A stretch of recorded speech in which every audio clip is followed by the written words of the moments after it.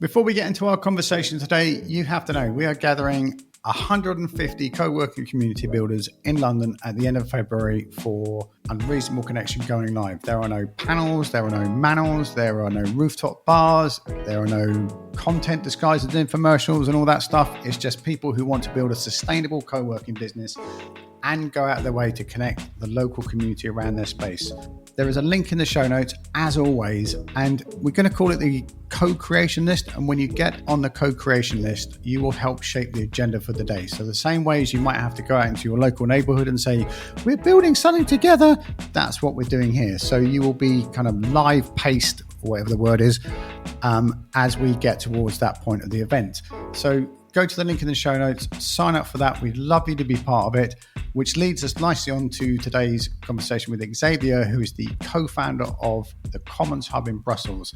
And he saw a lot of problems happening in the world all at the same time. And his way of doing something about it was, like, previously he'd go and protest, but he felt like he needed to build something that will connect people and help people have conversations as well as, do their work.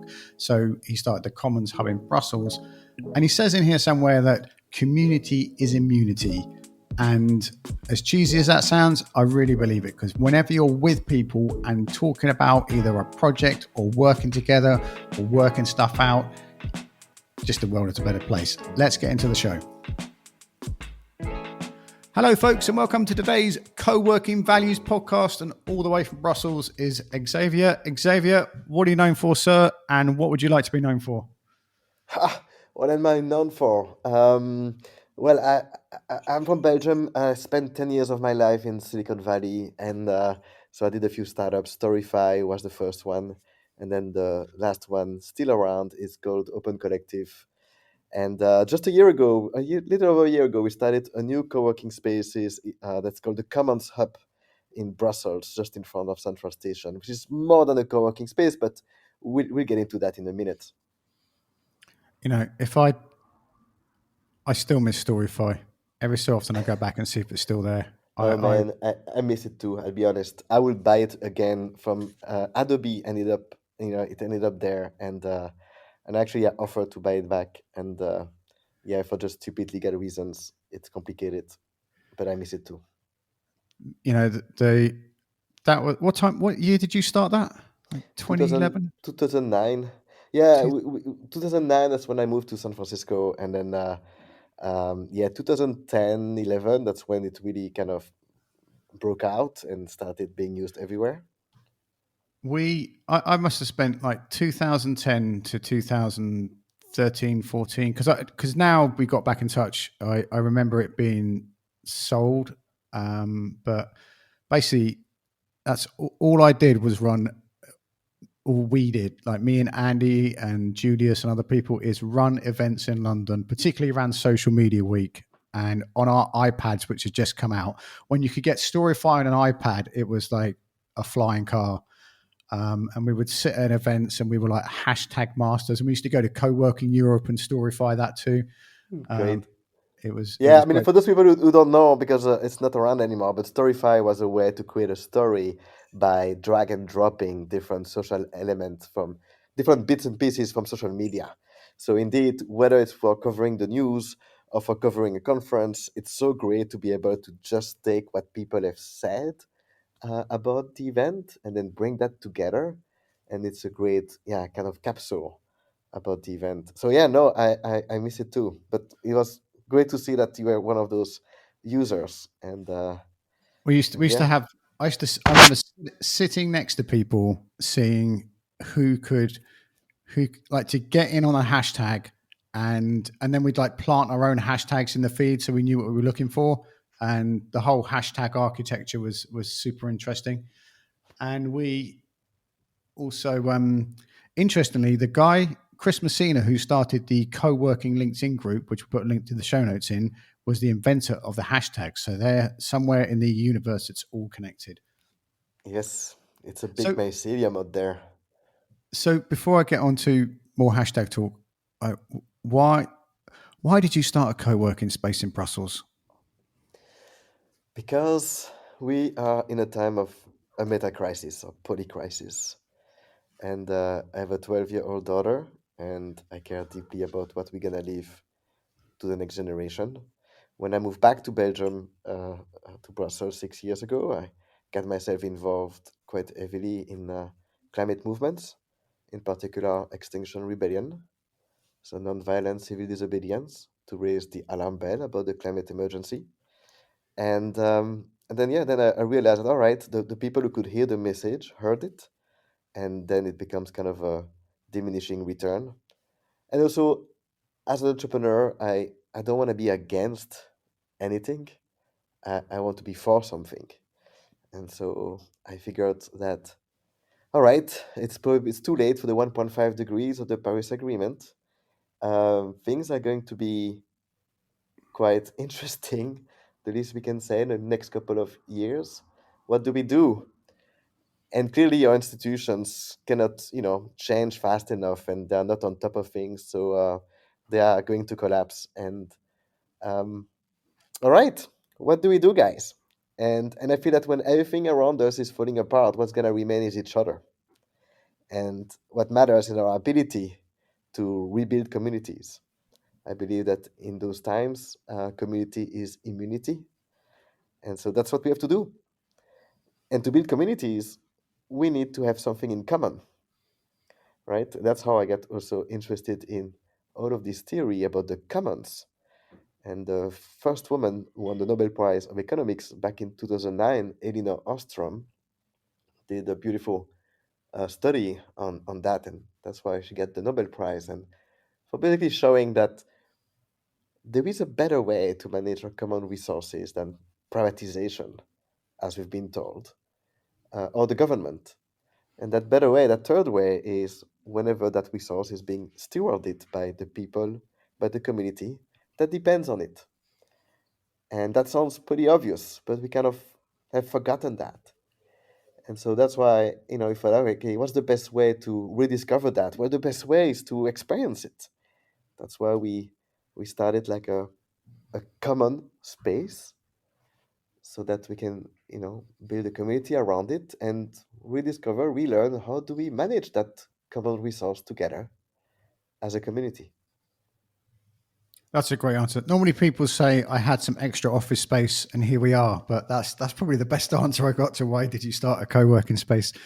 How so there's a lot of I I have been one of these people, and I read a lot of books and I hear a lot of things, and back in the day we watched TED Talks, and it's like we can do this, and then you get back to your co-working space, and the dishwasher needs emptying, and the toilet's blocked, and six people were going to come to 15 people registered for your event and six people showed up, and the harsh reality of it is, and I think we constantly say, and people say to us, it's like getting together and working it out is the way to do it. And when, as you know, like when John Alexander came and did those events, we did a lot of talking, and people went away and did something, and then they came back and did something else, and now that's building and building. But to get people from the language I use now, because I'm like, read it all the time, is, oh, we're all in the consumer story, but what is a practical application of what we're trying to, what you just said there? How can people listening to this just get moving and change the world? I mean, to me, all of this is a big excuse to just rebuild connections, rebuild relationships. Because when, in this world of polycrisis, we don't know when the next crisis is going to come, from which side. And but what we do know is that what doesn't matter what happens, if we have a mycelium, a network, right, of people that we can trust, then we're gonna be fine. Then we're gonna be able to gather whatever resources we need to face whatever comes. But that requires a strong network of people that you've already done things with, because that's how you build trust. You build trust because you've done something together. So that's why, like, actually, I think, like, we've been doing this for a year and a half now almost, and I did that blog post like where co-working is dead. um, and the reason why I was saying that is, I mean, co-working is a concept that's 20 years old now, and I think since COVID, things have changed quite a bit. We used to go to a co-working space like 5 days a week because it was kind of the office space for people who didn't work in a company, were freelancers, and and so that's great because it builds up community and you meet other fellows that are also in the same situation. But then nowadays, I mean, maybe you've noticed that too, but people don't go to an office, even a co-working space, 5 days a week. And so it means that it makes it really hard for people to bump into each other and recreate that sense of community. And so the what we are doing more and more now is having instead co-working theme days where we say, all right, if you are into crypto, come the first Wednesday of the month. It's going to be Crypto Wednesday. If you are into AI, come on Mondays. If you are into, those are the two first that we started with, but then we also have this Regen Tuesday now, where it's about like if you're into consciousness, or regeneration, come on Tuesdays.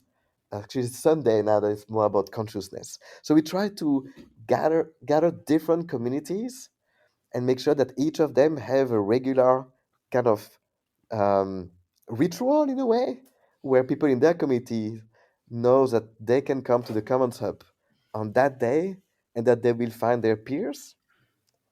And So then it's like meetup.com, but in a co-working space. You can, exactly, yeah. exactly, you can think about it that way.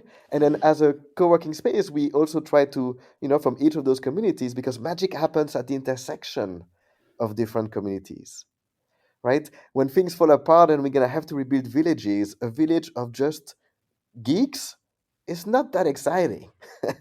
And a village of just people doing meditation is not exciting neither, right? But if we can bring people together, we can reach, like an orchestra, so many more notes and create such a better, pleasing melody. And so that's what we are kind of trying to do. And so all the things that we are doing here is really about, all right, how can we create excuses for people to bump into each other, right? Um, and do things together so that naturally we are going to rekindle the, this mycelium with people who have experience doing projects together and know who to call whenever something is going to be needed in the community. That is one of the most prolific things I've ever got out of co-working, because the every co-working space I've been in, because you sit near people. If someone says, like, the example that always pops in, there was Martha who sat opposite me in at work hubs, and a lot of people would say, "Oh, do you know someone that does video?" And she sat opposite me, and I said, "Oh, do you want to make a video about a sheep skydiving?" And she'd be like, "Yeah, yeah, sure." And um, because the people you needed were around you. But I think when I hardly ever go on LinkedIn and look for people. It's always the people who I either know or are sitting near me that I will ask for help, whether it's in a commercial sense or, can you get me a sandwich? Yeah, I mean that's the best because we tend to forget that this is not only about the that all of those needs that we have or things that we can offer. Um, there is the thing that is actually being offered or required, needed. But then there is all the secondary effect, which is that in the process, you've built a connection with someone. You've built trust. And that to me, that's the thing that's actually priceless. And every co-working should find a way to maximize that as much as possible. That's really what turns a fragile community into a resilient one. A healthy one is one where there is a high number of interactions between the people in the community. So one of the things, and I've added to this myself, but at events, a lot of the when you said co-working has changed, I feel like in the last 5 years, all the stuff we're talking about here, the economic shitstorm, the fallout, the division in society, just gets kind of plastered over in regular mainstream co-working conversation.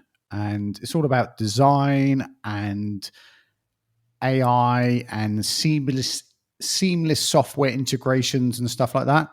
And the real opportunity I think one of the best opportunities in the whole time I've been around co-working is now, because all of the stuff you're talking about of bringing people back together, and sort of always hanging around at the back of my head is what Scott, the founder of Meetup, said back in 2001. He founded Meetup because so people could use the internet to get off the internet, and what he felt was happening at that moment in time is people were spending more and more time online and not getting out and making human contact with each other. And it feels like there's a kind of little renaissance going. Maybe that's too much of a cute word to use for a situation like this, but we actually need to get more together, and we're worried about 100%. we're worried about design and workflows rather than like how do we speak with each other. Absolutely. Yeah, and I think it's our mission. I think as co-working spaces across Europe, across the world, like we need to rebuild the social fabric around us. And co-working spaces have by definition a space where people can come and work together, right? So let's make use of that. I think in those times is it's a responsibility. I think it's needed.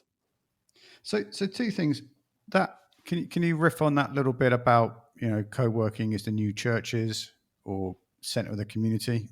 That's a lot of people say that, but I'd like to hear your take on that because it's Yeah, I what I'm mean, looking for. people are longing for community. We have so much destroyed relationships to turn them into transactions so that GDP could go up, right? That it's better for you to keep working full time for a soulless company and then put a sick relative to a care house and then pay for that because the GDP goes up. But if you take a part time and then you earn less, but then you have more time to take care of that relative, the GDP goes down, right? So that's all you need to know to understand that, all right, something is off. And so we need to rebuild connections. And for that, we cannot do that just online. We need to reconnect at a human level. So we're gonna need spaces, physical spaces. And churches have been deserted. People don't go to the church anymore. And we can think whatever we want about the church as an institution, but they were providing a network of spaces, so that in every neighborhood there will be a place for people to think and meet each other in person. And so yeah, so I think that co-working spaces have the opportunity to play that role in a neutral way, so that people can still have a touch point in their neighborhood, in their city, where they can reconnect at a human level with their community. So we used to run. Me and Phil used to run Phil's co-working space in Euston, and we would always let people run things in there. So we might. I mean, I don't know the exact data on it, but so like 5 events a week would run in our place, and one of them would make any money. But it got people coming into the space, and we just met so many great people. That was like 10 years ago, and we still know a lot of those people who were in that co-working space, and they weren't paying members, but they were part of the audience, community, whatever you want to call it. And lots of stuff you can't put, you can't send an invoice for came out of that. So I'd rather than say you can't say an invoice, it is priceless. And attention, I constantly, and because I've experienced it myself, attention we constantly have is like, how do the economics of all this work? If I let people come in and use my space, like how do I, not how do I charge them, but like, how do I make it sustainable? And that is a never-ending, probably a never-ending worry of any business, but tension around the kind of stuff we're talking about? Yeah, I mean that's a great question, and to me this is such a good illustration that we live in an economic system that doesn't reward that, right? Because the economic system we live in is all about the monoculture of a single currency. Whether it's the dollar or the euro, it's basically a very young currency that is rewarding performance, rewarding your ability to contribute to the GDP. Love, care, beauty cannot be measured, right? As a result, any amount of time that you spend on that axis is time that you cannot spend on the axis of performance, and therefore you're gonna be paid less, if at all. And yet, what makes life so beautiful is actually all of those things. What makes a community work is actually not the pursuit of performance, it's the pursuit of care, of community work, and all of those type of things. So, how do we do this? Actually, the thing that the we need to make peace with the fact that there is actually, I don't think that there is a solution in the current economic system. And that's why at the Commons Hub we've been exploring a different one, where we introduced a different currency that we call the Commons Hub token, and it's really about what we call the yield economy. It's about it's a currency that you get only by contributing to the community.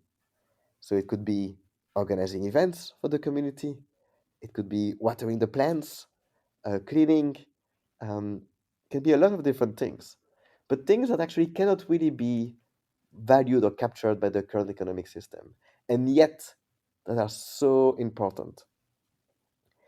And then we also still have the young economy of the euro because we still need to pay the rent.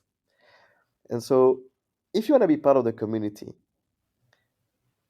and make use of the common resource that the community uh, is, you know, makes available, you need to pay in two different currencies.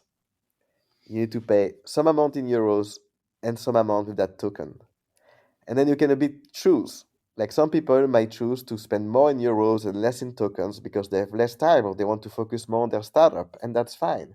Then they're just going to contribute more euros because they also have more time for playing that game in that economic system. And other people might pay much lower amount in euros, but a higher amount in tokens.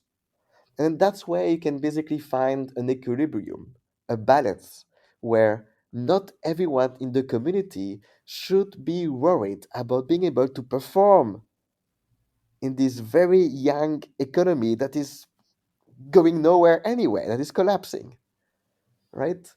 And then you can basically like that, like find a new balance and make sure that every contribution is valued, is recognized, and gives you access to the community. I've two different things to finish up with here, which might take more than a minute. On an earlier podcast, Helena Nordab Hodge, who is a I'll link to it in the show notes, folks, and I'll send you the link, Xavier. I asked her about. She's been a long time campaigner for community and sustainability and everything like this, and like 50 years. And I said to her about currencies, and in the podcast, I was really surprised. She goes, "There's all these people running around with all these idealistic, Brixton pounds and stuff like this, and she just used the money that's there because trying to reinvent the system is, a thankless task." And she advocates for like spending a lot of things you've advocated for here, but she was, to my surprise, very anti trying to invent a new economic system. So, like, are there pros and cons of it, or what do you think about that? Well, the current economic system is clearly leading us to extinction, right? It's optimizing for extracting more resources without taking into account any form of externalities, right? So it has to change. So the best thing we have to do now is experiment with other things. And I think co-working spaces could be this amazing laboratory where those experiments can be run. And we've already been through a few iterations, and I'm not pretending that we found it yet.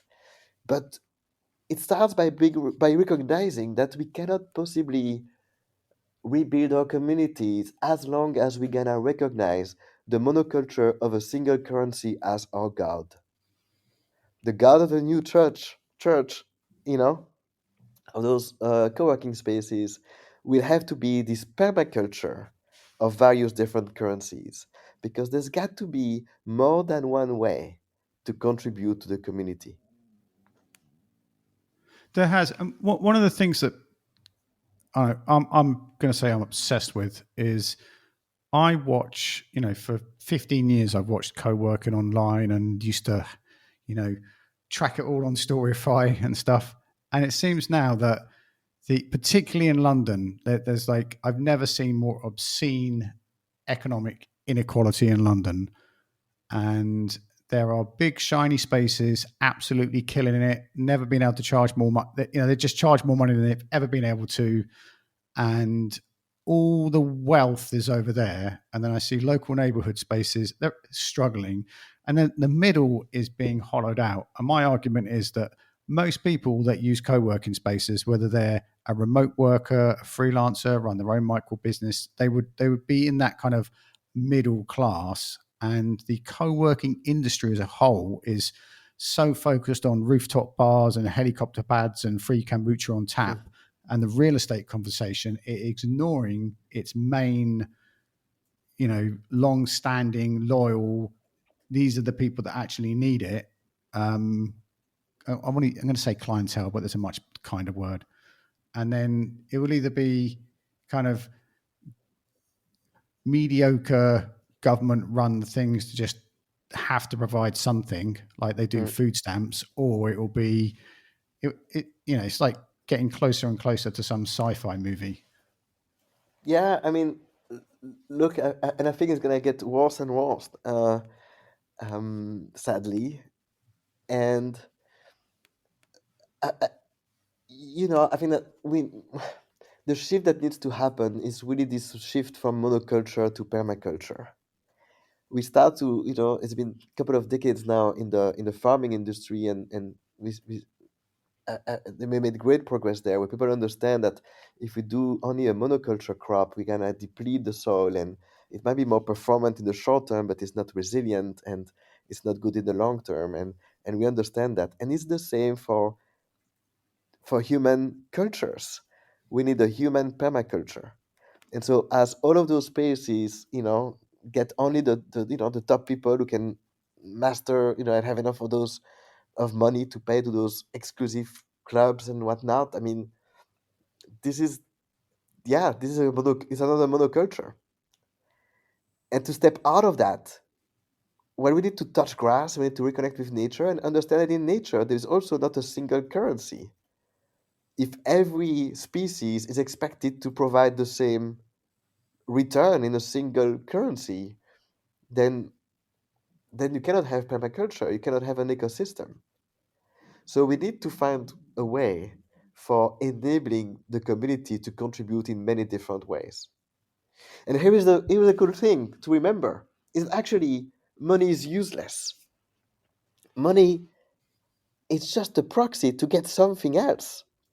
We cannot eat money, right? So we as we come together in a community in those co-working spaces, as we put together kind of a marketplace of offers and needs, right? We realize, actually, we can start trading stuff, helping each other in a way that doesn't require us to use money, because we can get rid of that middleman in many ways. And in the process, we also build up more, resilience. And so it's not going to be black and white. We're still going to have to, of course, rely on money, but we can reduce our dependency to that. And in that way, we can also open the floor of those co working spaces to people who might not have as much money, but for sure They have so much to contribute. And that goes back to what you were saying, like just a bit earlier in the conversation, that from your 10 years ago, your best memories, what made this so beautiful and magic was actually all of those things where actually body was not involved really.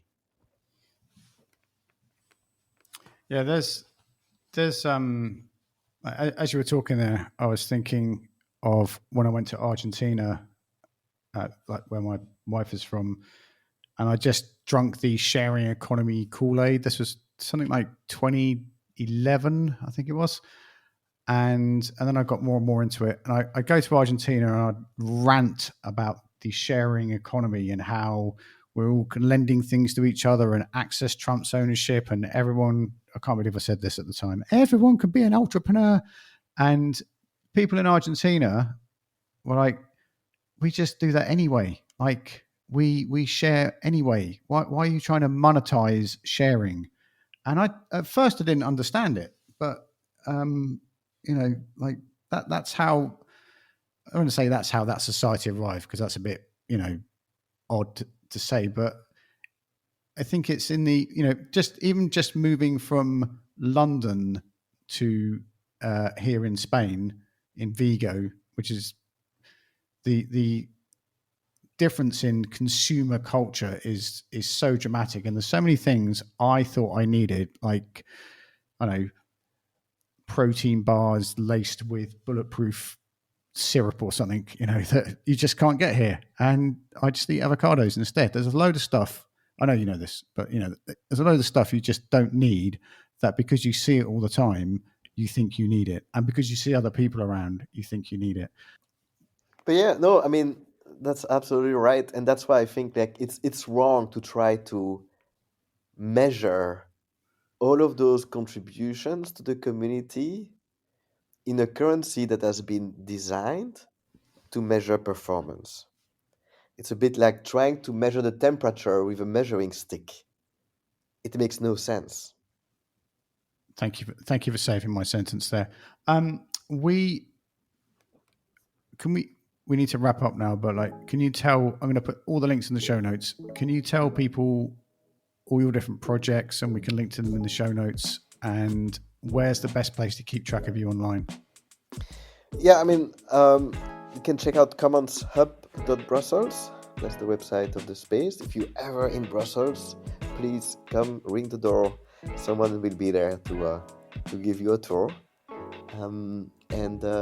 For the rest, I don't know. You can look me up on LinkedIn. I'm also on Twitter, X, but less and less so. I think kind of stepping out a bit of social media. I'm on Nostr, very properly decentralized social media. If you are into those newest things, but yeah. Otherwise, I guess LinkedIn is the best place to stay in touch. That's ace. Thank you very much for your time today. Ladies and gentlemen, before you go, if you go to the show notes, you can get all of those things. There is our Unreasonable Connection going live event the last week of February. A lot of the energy of this podcast will be hanging around that event. It's 150 people who are co-working community builders in London. It is a London co-working assembly event, but if you're from another country, you can sneak in. It's okay. There's lots of people that come to our online event, and it's a lot of the getting together, talking and connecting and finding out you're not alone is what happens in our online event and that event. And then the thing, we have got 10 co-working spaces showing the Actionism film, which is the story of Ellie and John Alexander. And again, a lot of the energy we had here with Xavier about getting together, talking things through, connecting in your local communities and taking collective action is present in that 25-minute documentary. And of course, we've got the LinkedIn co-working group. Love to see you there. Wherever you are in the world, be careful out there. It is a jungle.